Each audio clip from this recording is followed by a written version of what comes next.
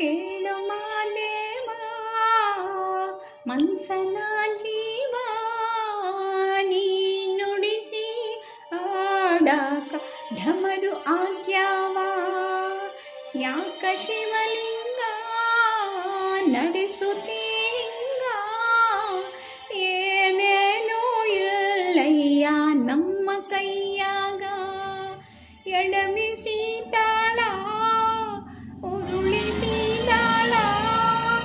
ನಡೆಸಿರಿ ಬಾಳ ಶಿವ ಶಿವ ಶಿವ ಶಿವ ಶಿವನೇ ಹರ ಹರ ಹರ ಹರ ಹರ ಹರ ಹರ ಹರ ಹರನೇ ಶಿವ ಶಿವ ಶಿವ ಶಿವ ಶಿವ ಶಿವ ಶಿವ ಶಿವನೇ